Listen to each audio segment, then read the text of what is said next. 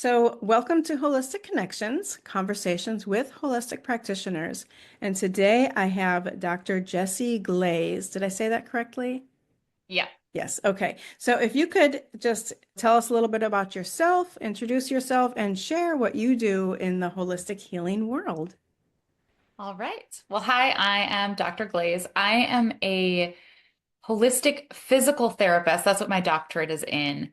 Mhm. But my previous grad degree is in psychology, and I do a lot of somatic trauma work and somatic shadow work for helping deal with anxiety and to get out of the physical process of being trapped in a traumatic loop where Oh my you're goodness. Yeah, where you're really reliving things instead of Oh, remembering them. Like a yeah. lot of that processing has to happen at a body level. And so that's something that I have started doing a lot of coaching around in a few different Mm. areas, and it is awesome and powerful stuff. Yeah, so important. So, if you could explain for people who don't know what somatic, what that word even means, if you could explain what that means, please. Yep, it literally means body based. Yeah. Soma means body. That's what that word means. And so I think of like Soma Intimates, like I don't Mm. know, it's like a fancy bra company, I think. But they That's right, it is. And I've heard of that. yeah. And now I know where that came from. Thank Yeah, you. or if you ever had to take neuroscience, the soma is the body of the cell, right? And then you have the long axon. Oh, yeah, yeah.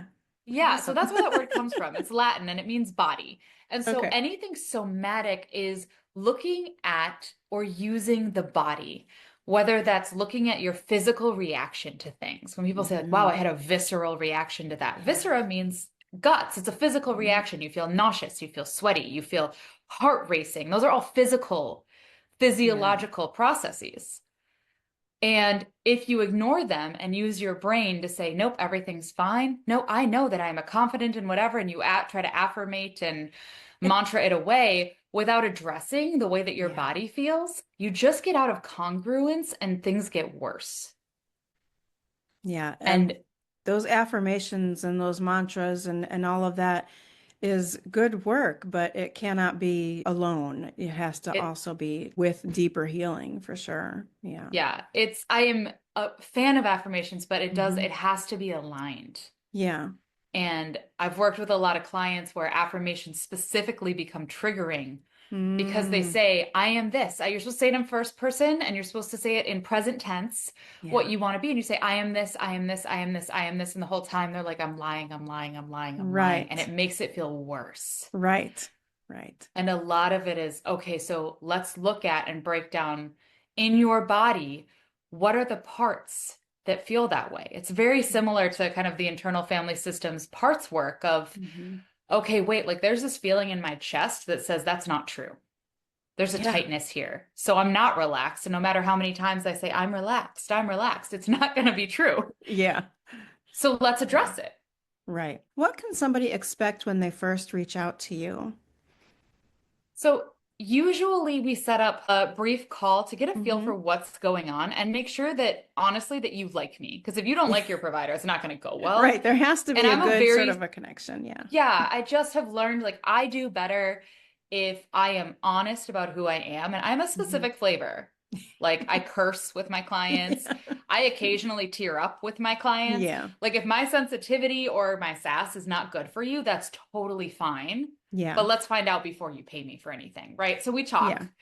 and we kind of get a feel for what's going on and develop a game plan. Oh, nice. Yeah. That's what I was wondering. How do you decide what work to do with somebody since there's different things that you do? Yeah. And a lot of it, like I just had a call with somebody that I don't know if they're going to be a fit or not. I think they were Hmm. excited, but like not sure. Yeah. And what it was is they came to me with, I have trouble public speaking. And what Hmm. we found is if something isn't perfect, it's not worth doing. Mm. So that's not what you thought your problem was. Yeah. Yeah. Wow. But this is causing this.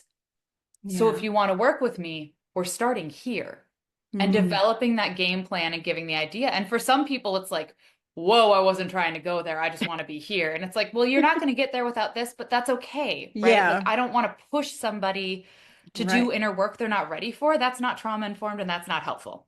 There's always an underlying issue, I think. People will come to different holistic practitioners for one thing, not even realizing that there's so much more underneath the surface or more that is causing whatever they're coming to you for. And like you said, too, I don't think that unless they're ready to deal with that, unless they really want change, if they're not ready, there's nothing anybody can do. You know, you can't do it for them, but they don't have to try to do it alone either. But they have to be Yeah. ready. Yeah. Well, and I've found too, if you try to drag it out of somebody, because you can just say like something that's like boom, like the joke of like the Buddha whacking someone with a stick and they become enlightened, right? Like you can do that to people, but if they're not prepared for it, go into and they'll shut down and they'll backslide. And that is never my goal or intention. Right. One thing you say on your website is I help highly sensitive people eradicate their self-imposed limitations and channel their inner power through somatics and shadow work. So can you talk Mhm. about that a little bit? I loved that. Totally. And I'm constantly reworking my website because even some of the people that I serve love the phrase highly sensitive and some do not love it highly sensitive. But Oh, it's yeah. usually a combination of neurodivergent, whether that's Hmm. autistic, ADHD, learning Yeah. disabilities, sensitive, generally just sensitive souls, intuitive, some of the slightly witchy magical folk, right? They all sort of fall under this category. So it was an Yeah. easy, these are my people, and it's hard to describe beyond they see me and they're like, oh yeah, that one. You know, Yeah. they just Yeah. know. Yeah. And it is kind of that overlap. And so what I help people do is recognize again, like, oh, your problem isn't that you have low confidence public speaking. Hmm. Or your problem isn't that you really want to collaborate on something and you Hmm. can't find the right person. Your problem is you don't believe that you deserve to lead this, Mm. or you don't believe that it's worth doing something poorly. So you're going to wait Hmm. till it's perfect. Yeah. Or, and these are these unconscious beliefs that come out Yeah. when we do like shadow work, Yeah. which is essentially like applying Jungian psychology. And there's a Yeah. lot of methods that have names that come from indigenous processes that also have names that we probably don't know and they've been appropriated into psychology and they Right. work. Right. Right. Um, so there's those. And I use a bunch of them. Yeah. And I also use a lot of the somatic, the body healing as far as, okay, let's figure out what these things are that you don't know are holding you back. Hmm. But some part of you holds these beliefs, and that is your limitation. You are imposing it on yourself. You are deciding Yeah. you're not a leader. You are deciding that you can't do this alone, or you are deciding that you need to do this alone. And if you ask for help, you're Yeah. doing it wrong. See Wow. that a lot more, to be honest. Wow. Yeah. Hmm. Yeah, that's kind of a lot. Yeah. So, and then channeling your inner power is essentially connecting to your inherent wholeness. So, a lot Mm, of people like to motivate themselves with shame. yeah. I don't want to be this, so I'm going that way. Hmm. Yeah. And that will burn you out and destroy your creativity and slowly eat away at your soul. Like, it's just, it's a terrible, I'm sure you've seen it. It's a terrible way to live. Yeah. Rather than fighting something, it's better to work towards something than to push against, I'm pushing against this thing I don't want to be. And, yeah, that can be more Exactly. damaging. Yeah. Exactly. And so real Yeah. power comes from I am perfectly imperfect. I Hmm. am entirely whole. I am not broken. And I want that. I'm gonna Yeah. go get it. I'm gonna Yeah. chase it. I'm gonna try. And I'm gonna be okay with failing at it because there's nothing wrong with me if I fail. This Right. is research and development. I'm gonna find this thing and I'm gonna see if I can get it. Because why not? Yeah. And failing is really just you just learn from what didn't work. And it's like, Right. okay, now what? What's another way to do this? Yeah, that's so helpful. So thank you for that. Yeah. Yeah, absolutely. So, how did you first become interested in doing this kind of work? And it sounds So, like it's built over time, like you oh my this and gosh, this and this so and this. Yeah. much. So, I got my master's in psychology and I focused on trauma psychology. And I Hmm. especially focused on traumatization via institutions. So I also do Mm. end up working with a lot of marginalized. I've been really proud and like delighted by how many Black women I've gotten to work with. Hmm. Because I think that says a lot as somebody who is very, very like white presenting, right? Yeah. So I really focused on how institutions traumatize us. And I worked a lot with, my minor was in child and adolescent mental health. Mm, So I built up a huge background yeah. in trauma and how it is ruining us and how society is making it worse in a lot of ways. And I don't say that in some big, like, blow it all up way. It's more that there, I learned so many tools and so many tricks and so many ways of engaging with life that make it less traumatic. Yeah. And I remember graduating in 2012 and thinking, like, this is the decade we're going to cure PTSD. It's Right. one of the only mental health disorders that at the time was considered curable. You could have zero symptoms with certain types of treatments and certain Hmm. types of, and I was like, wow. And I looked around and I worked in, after that, I worked in psychology. I worked as a case manager. I worked as a mentor. I worked as a special education assistant. I worked as a homework helper for all the kids with ADD and autism and mental health issues. I got to do all of these different things that were different forms of coaching, but not called Hmm. coaching, right? It was Right. mentoring, managing Yeah, it that term is because relatively new in the sort of healing, helping world. The coach, it wasn't all that long ago. That was only considered like for sports or something. Yeah. exactly. And I haven't found a better title than that at this Yeah. point, so that's kind of what I work with. I But think coaching is good. It describes, but it's but yeah, it's just there might be some misconceptions. Yeah, I think yeah, for around sure. It's coaching. Yeah. like coaching, guide. I've gotten healer, but I think it feels a little bit grandiose. So Yeah, sometimes yeah. let's like bring it down a notch because I don't Right. to be like, I am here, you're here, let me show you the way. Right. It's a lot more of a back and forth than that. Yeah. Um, but I was doing all this work. I went and got my physical therapy degree. I got a yoga instructor's a registered yoga instructor. Like I really started working a lot more with body-based practices and somatic Mhm. practices. I looked around in like 2021 and I was like, we didn't we didn't cure it at all. And actually it's gotten Yeah. way worse now because there's this global pandemic and everyone was traumatized by that in some Yeah. way or another. So I decided to put together the things that I knew into just like a 1 hour seminar. Mm. And I put on this seminar at an event. And I think 40 people came, and there were people crying, there were Oh. people swaying. We all danced together at the end. And it was one of the most powerful things I've ever experienced. And someone came up to me afterward and said, I think I've been looking for you for a long time. I want to schedule an appointment. And that was Yeah. the official start of like coaching one to one and helping people through this process. And every time I've Yeah. done this seminar, I've gotten at least one more person who's like, Oh. okay, yes, where do I sign up? Yeah. Because it's something people need. Yeah. Yeah, absolutely. So I was going to ask you then too, do you work with people just basically one-on-one in groups over Zoom or the internet or remotely or in person, all of that? So I am at this point exclusively remote. Okay. I work via Zoom. My husband travels for work, and so it's a Hmm, little bit easier if I can be wherever I need to be. nice. And it's like, yeah, it's a great setup where it's like, oh, I can still connect with my clients and, Yeah, it's not having to figure things out or move things around as much.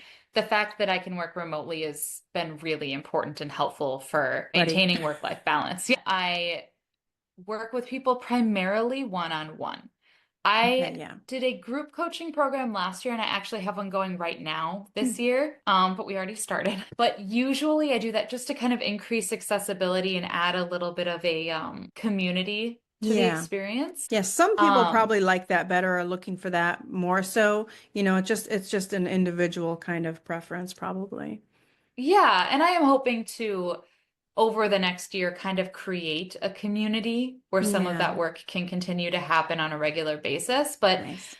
at this point, I work mostly one to one because it's very individualized. Some of especially the shadow work piece and the Yeah. kind of somatic unconscious stuff Yeah. is difficult to do in a group setting. It's possible. I've had some teachers that have done it and I'm like, wow, look at you go. But like, Yeah. I feel so much more capable and connected in that one to one space. It seems to me like doing something like that in a group setting would be almost like you're guiding them, and then they still have to do their own individual work because, of course, not everybody, even if they've got the same issues, they're not going to have the same shadows. Each person, it's very individual. So even Yeah. if they're, hoping to get out of it the same things, it still has to be individual. So, yeah, that would be difficult to do. It would be almost a teaching kind of a thing where telling them what to do on their own. Yeah, and there can be some guidance, but it's a lot more guiding than the give and take that I enjoy. Yeah. I have also found, and this has been true both times that I've led a group, I only get women when I lead a group. Mhm. If I do one-to-one, it's like half and half. Women are probably more likely to sign up for these things. Well, and I think women are less afraid in general to, and this is a gross overgeneralization, but less afraid to cry and process in a group setting. Yeah. Yeah, that's Men do true. not get taught that that's an okay thing to do. Right, right. And around other men especially. Yeah. Hmm. They're not sure they want to let their guard down a little bit in general. Yeah, Yeah, not yeah. I did one day retreat where I had a few men and they really connected and they Nice. built and they cried in front. It was like so beautiful. I was like, oh Yeah. my gosh, this is what we need. This more. It's so good. But Yeah. But that's not the usual. That makes sense for yeah, sure. it was special because it was different. So, do you have anything new coming up on the horizon that you're working on or that you're going to be offering or doing? Yeah, so right now I am offering I've started leadership coaching, which Mm. also happened by accident. I had a few people go through trauma coaching and tell me how much it helped with their work Hmm. process. And I had a few people come to me specifically for work-related issues, like having Mm. panic attacks at work. Yeah. And I just developed a separate program that was a little bit more looking at how to heal enough to be a leader instead of like a micromanager. There's a little Yeah. bit more about looking at like power dynamics and what is power and looking at your strengths and your Hmm. values and what is actually important to you and Yeah. finding that true power and confidence to lead and trust that you're capable. Because a lot of Nice. my sensitive people are super duper capable, but they do not feel like they're qualified, even if they are on Yeah. paper. There's a lot of that kind of imposter syndrome Oh, response. yeah. Yeah. I Yeah. know. Yeah. So that's a thing that I've really started to coach for people because I think it's Hmm. important to have more people who are creative, intuitive, and sensitive in leadership positions. We need this. Absolutely. Totally agree. Yeah. Yeah.